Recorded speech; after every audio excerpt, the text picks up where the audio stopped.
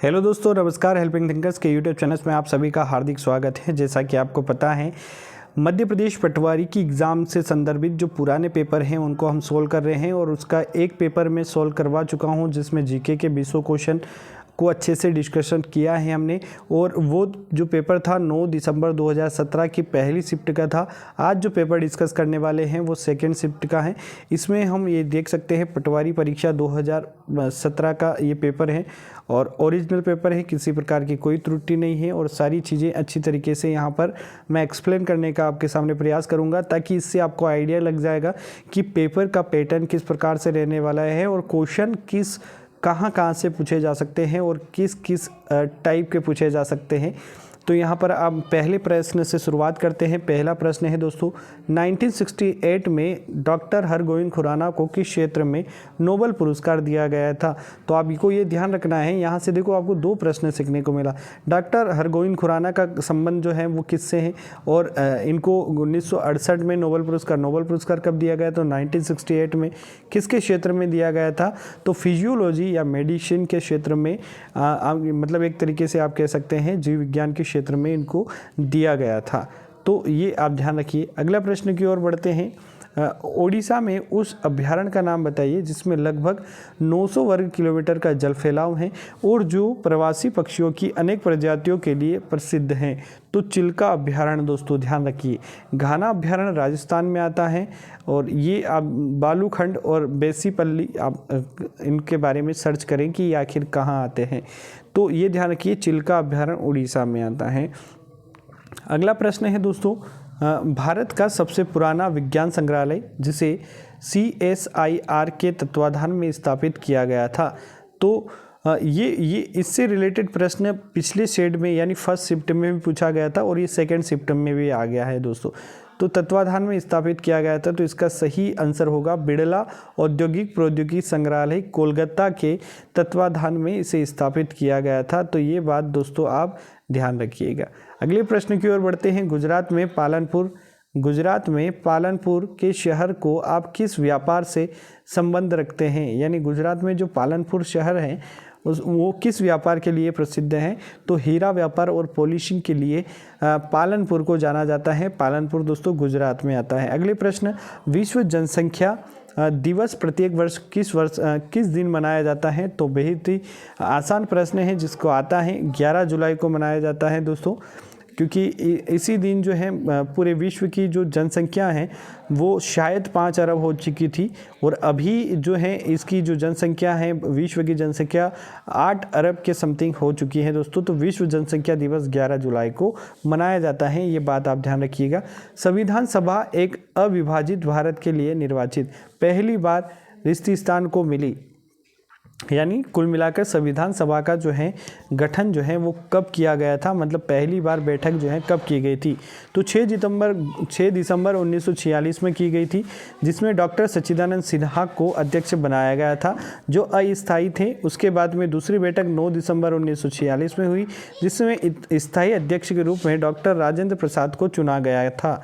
अगले प्रश्न की ओर बढ़ते हैं और अगला प्रश्न है दोस्तों आपके सामने, किस भारतीय मुक्केबाज ने, ये करंट अफेयर्स का है, करंट अफेयर्स का क्वेश्चन है, हाल ही में मुक्केबाज ने WBO Asia Pacific super middleweight, WBO oriental super middleweight खिताब में दोहरी जीत हासिल की थी? तो इस व्यक्ति का नाम है विजेंद्र सिंह है। तो ये मुक्केबाज हैं, आप ये ध्यान रखिए, और भारतीय मुक्केबाज हैं। तो ये करंट अफेयर्स का प्रश्न है। तो करंट अफेयर्स के भी एक दो प्रश्न आपको देखने को मिल रहे हैं यहाँ पे, आप देख सकते हैं। 2017 में भारत में निम्नलिखित अंतर्राष्ट्रीय फुटबॉल आयोजनों में से कौन सा आयोजित किया गया था? तो फीफा अंडर 17 विश्व कप भारत के अंदर 2017 में आयोजित किया गया था। तो ये भी आपको करंट अफेयर्स का प्रश्न मिला है। अभी तक 2 प्रश्न ऐसे हैं जो करंट अफेयर्स के मिल चुके हैं।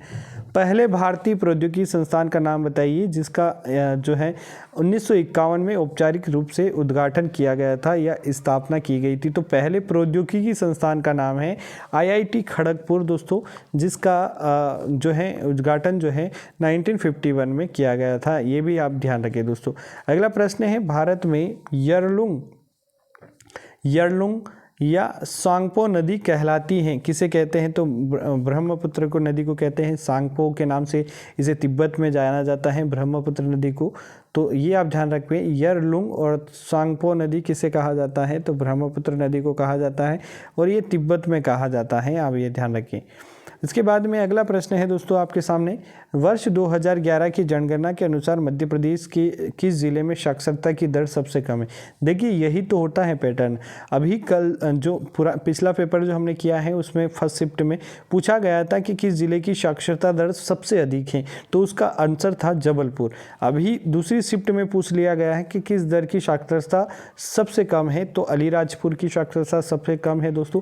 तो ये पुराने पेपर लगाने का ये फ़ायदा होता है कि प्रश्न है, देखो जनगणना से बन रहा है और पहली वाली शिफ्ट में पूछा है अधिक कहाँ है, अभी कम वाला पूछ लिया, तो ये लॉजिक जो है हमें ये आइडियाज़ यहीं से मिलता है। अगला प्रश्न है, भारतीय रेलवे ने मध्य प्रदेश के किस रेलवे स्टेशन का प्रबंधन के लिए बंसल ग्रुप के साथ एक अनुबंध किया है?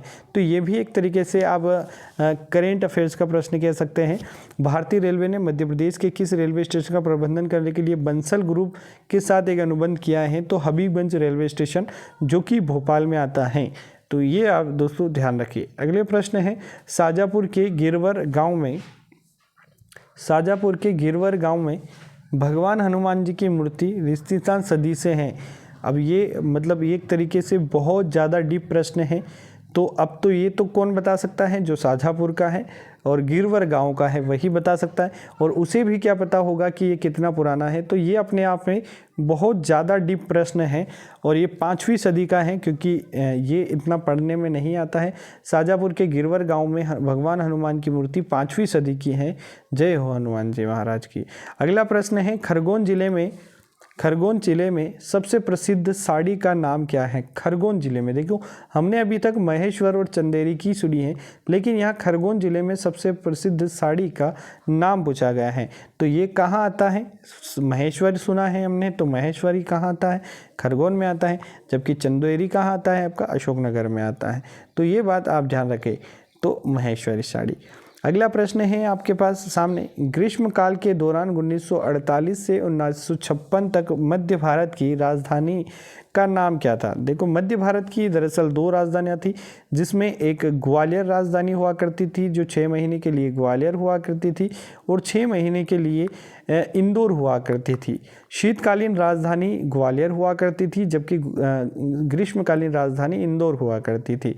तो 1948 से 56 तक जो ग्रीष्मकालीन राजधानी रही है दोस्तों, इंदौर रही है। ये बात आप ध्यान रखें। अगले प्रश्न की ओर बढ़ते हैं और अगला प्रश्न है, दमोह में जटाशंकर मंदिर बहुत ही ज़्यादा प्रसिद्ध है। ये दमोह में जटाशंकर मंदिर किस स्थान को समर्पित है? तो जटाशंकर मंदिर किसको समर्पित होगा बेटा? महादेव जी को। ये आप ध्यान रखें। अगला प्रश्न है दोस्तों, रिशिस्तान में इंदौर में नगर निगम यानी IMC की स्थापना की गई थी, यानी इंदौर नगर निगम की स्थापना कब की गई थी? तो आपको ध्यान रखना है, जब मध्य प्रदेश का गठन हुआ 1956 में, तभी इंदौर नगर निगम का गठन कर दिया गया था। अगला प्रश्न है, मध्य प्रदेश राज्य वन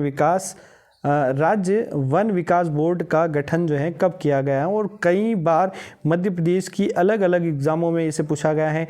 SI में ये देखने को मिला है, MP PSC में ये देखने को मिला है। बहुत ही इंपॉर्टेंट प्रश्न है। मध्य प्रदेश राज्य वन विकास बोर्ड का गठन 24 जुलाई 1975 को हुआ था। ये बात आप दोस्तों ध्यान रखें।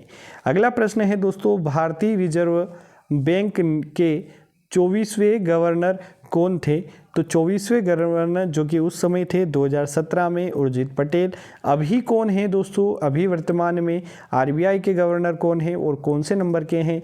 प्लीज़ कमेंट बॉक्स में आप ज़रूर बताइए, अगर आपको पता है तो, नहीं पता है तो सर्च करके बताएं।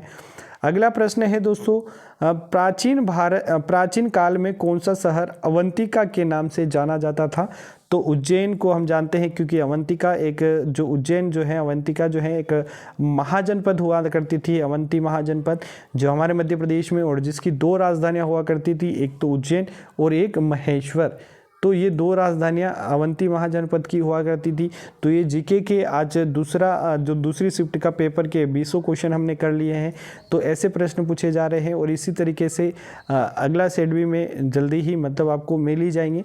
तो चैनल को सब्सक्राइब कर लीजिए और बेल आइकन को प्रेस कर लेना है, ताकि जब भी वीडियो आवे आपको मिल जावे।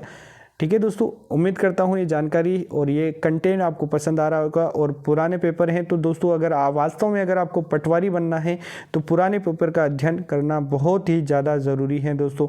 तो प्लीज़ चैनल को सब्सक्राइब कर लेना। एक प्यारा सा कमेंट भी बनता है दोस्तों। धन्यवाद, मिलते हैं अगले वीडियो में। शुक्रिया, जय हिंद, जय भारत।